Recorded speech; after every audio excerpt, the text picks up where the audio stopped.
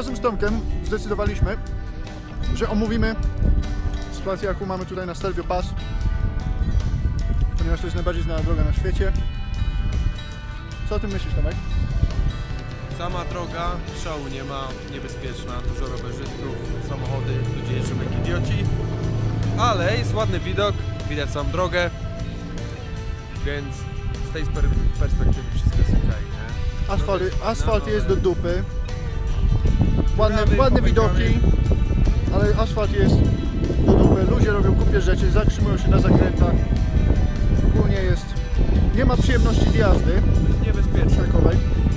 Dosłownie jest niebezpiecznie, ale widoki, jak widać,